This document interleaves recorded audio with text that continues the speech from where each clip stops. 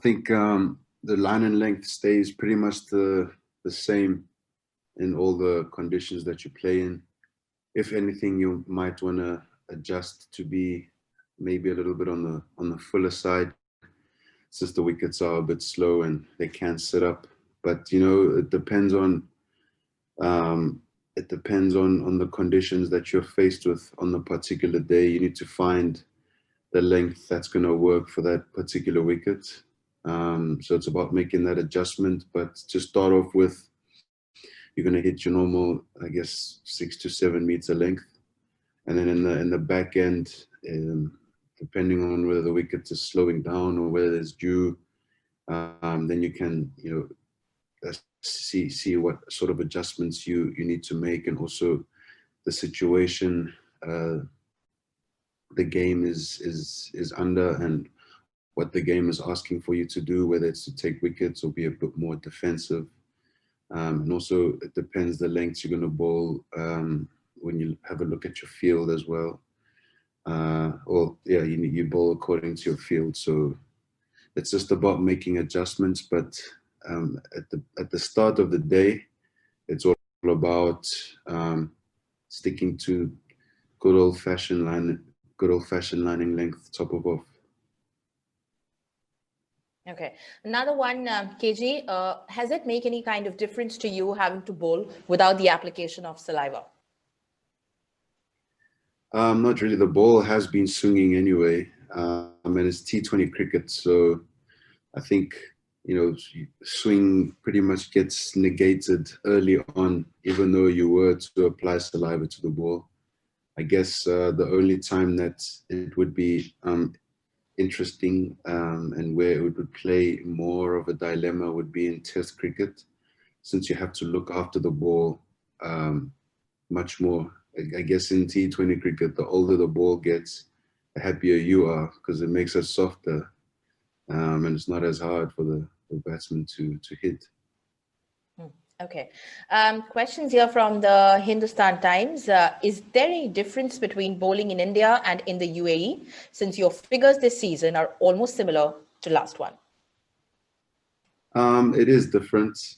The conditions here have been quite tricky because we're playing at the same venues, but you know, you play on fresh wickets at certain times and sometimes on used wickets, and they all play quite differently. I mean, Sharjah in the beginning was really flat, and then it sort of slowed down, and the pass score went from about 210 to about 180. And in Dubai, the scores in the beginning were about 180, and they've sort of stayed the same. So now you're getting scores of 170, 160. But you know, it is a little bit different. I feel that there is some seam movement sometimes, especially, I mean, if you have a look at last night's game in Abu Dhabi, a few games in Abu Dhabi where the ball's been seaming around. But all the pitches are definitely on the slower side, which is pretty similar to India. But it's a different kind of slow. I don't know how to describe it. I feel as if the conditions in the UAE have something for all the bowlers, for all the players, all facets of the game: spin bowling, fast bowling, and batting as well. So yeah, you definitely have to work hard for your wickets, and you have to work hard for your runs. So they've been quite decent conditions. Obviously, being the subcontinent, they would be on the slower side. Okay. This one's from Alaric Gomes from Gulf News. He's asking, what impressions did the late Nelson Mandela make on you? And how has that affected and fueled your desire to give back to your community and country? I do think that Nelson Mandela played a huge role in the world, particularly in South Africa, fighting for a basic need, which is, or a basic right, which is freedom. And it is important for people to not feel as if they are inferior. This is very important. So liberation the mind is the most important thing, and I guess that's the message you want to spread, especially as a sportsman, where you do have a platform to, I guess, express this, because a lot of people do follow what you're doing. That's just the nature of us as sportsmen. There's nothing different to if I compare myself to like any other person, I'm probably the same, but I just play cricket where I'm on a stage where people can listen. So there is a social responsibility, I feel, to at times just keep a reminder that fighting for the right causes is important. And most certainly, I wouldn't want to shove my opinions or my ideals down anyone's throat. It's just, like I said, if I'm on this platform, I will express my opinions like I am now on this matter. I think it is important for people to understand that on the political front, liberation is really important, and the human rights to be treated with dignity is important. Okay. KG, plenty of questions actually coming in on bowling with your good friend from South Africa, Onrich, who's also done so well. So let's just take one, combining all of them. People have described your partnership with Onrich Noke as being one of the most lethal in IPL history. What do you make of such comments? And talk us through about bowling with him. It's awesome bowling with him. I mean, he's done really well. He's got a lot of pace, and he's also always willing to learn, and he's open to new ideas. And I think that's a great trait to have. And he always gives his best for the team. Myself and him are always giving our best for the team. That's just in our nature. But at the end of the day, we have a job to do, and I think we've done it well so far. And now we challenge ourselves to do it. Hopefully we qualify. We're one game away from qualifying, and hopefully we do it when it matters the most, in those knockout stages. But it's been really amazing to bowl with him. He's come a long way, and he's still got a long way to go, including myself as well.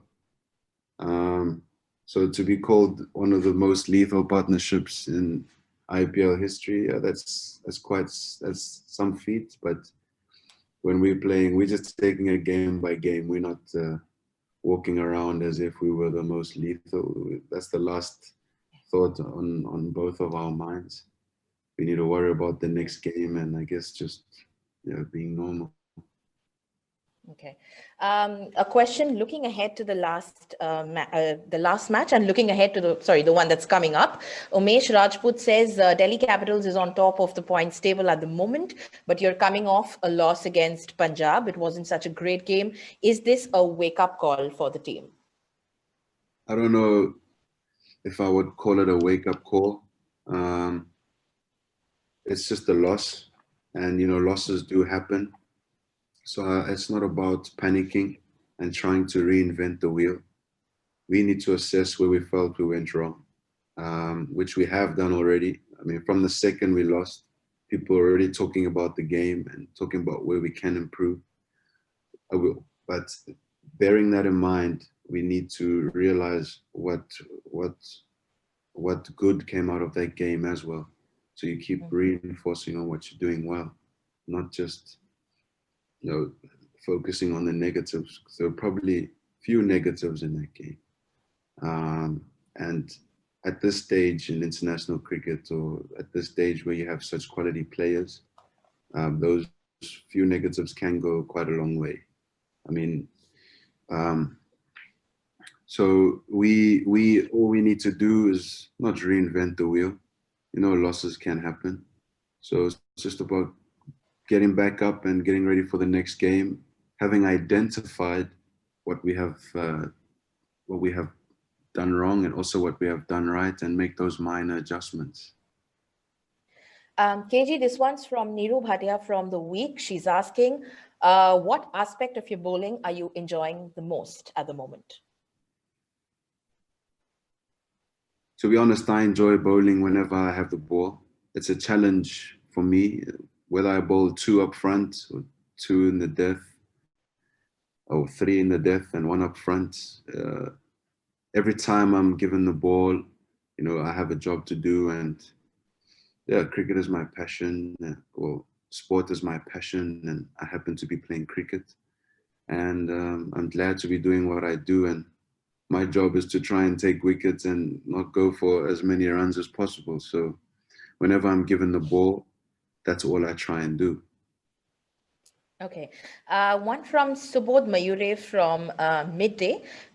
Your thoughts on Shreyas Iyer's role as the captain of the Delhi Capitals team? And additionally, he wanted to ask you your advice to a young speedster like Tushar Deshpande. Shreyas has been really unbelievable as a captain. I think he is young for a captain, especially when you are leading overseas players and on a big stage such as the IPL. It's no Mickey Mouse stage, so he's done really well so far. He's also leading from the front. But Shreyas is just a normal guy. He's chilled out. So when we get on the field, he is the captain, and he has to make decisions as well. But at least there are some senior players, and I'm sure Ricky is helping him a lot, and other senior players around the team where we can discuss a few things. So it's a very liberal environment. It's not a dictatorship, which is probably one of the reasons we've been really successful. So he's got all the tools around him, and I think he's used them well so far. Also, Tushar's got a lot to learn. Obviously, he just needs to take a game by game. He has not bowled badly at all, even in the last game. Like I said again, it's just about those minor adjustments, and all he has to do now is learn from his experiences and use the tools that are around him. That's how he's going to get better, because he's got all the attributes. Okay. Question from Sameer Chabra. You recently tweeted that the skill level of the players in this year's IPL has been phenomenal. If you could highlight a couple of instances where you thought so about this edition of the tournament. I can't highlight a few instances because there have been so many. The batters are really skilled. They're playing all types of shots. The bowlers, there's pace bowling, there's wrist spin, there's finger spin. And I know there's been quite a few drop catches, but I mean, it's not easy. That has been one of the issues in this tournament. It's not easy to catch for some reason. I've dropped the catch as well. But some of the catches that have been taken have been phenomenal. And some of the skill level with the bowlers, especially in the death, and the batters and the type of shots that they're playing, and especially how the games are just going right to the death. In this IPL, if there's one thing that I can take out of it, and one thing I won't forget, is that every team is in it, and no team has won until the last ball has been bowled. That's the competitiveness has been second to none, and I always knew that it would be this way, even though there is no crowd, because you're dealing with professional cricketers, and professional cricketers who get to this stage are naturally competitive. And once you have a whole lot of athletes or cricketers who are competitive on such a big stage, of course it's going to be very competitive. And that's reflecting in the skill level. That's reflecting in how the games are contested and how deep they're going. We can take a few more. This one's from Vishal Menon from the Indian Express. In the past, you had picked Dale Steyn's outswingers, Imran Khan's in-swingers, and Waqar Yunus's Yorkers as the ingredients for the perfect test bowler. Who all would make up for you your perfect T20 fast bowler?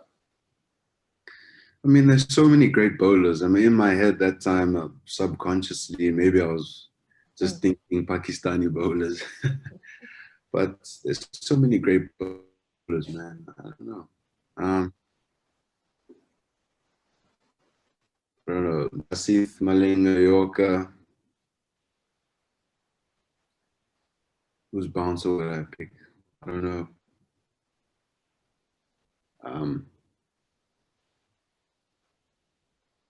I'll pick Heinrich Nokia bouncer. Then I'll pick. Man, I don't know. I can't answer this question now. Okay, no problem. Question from Hemant Kumar Sharma. Do you think in this edition of the IPL, Delhi Capitals will be at the top of the podium with help from your bowling? With help from my bowling, I think it's going to have to be a team collective. Yeah.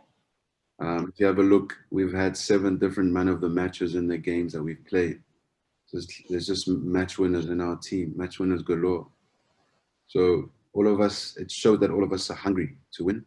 And of course, I mean, if I can pick up a man of the match and that secures us top spot, then I guess you can look at it that way, yes, but it's not because of my bowling. Each and every individual has bowled really well. It just so happens that I have the purple cap, that's it. Yeah. But I'm the one who's lucky to get the wickets. But I mean, Akshat's bowling beautifully. Ashwin's bowling beautifully. Anas is bowling beautifully. Tushar bowled beautifully in the games that he's played. Harshal Patel was in, he bowled well, he contributed. Everyone has contributed.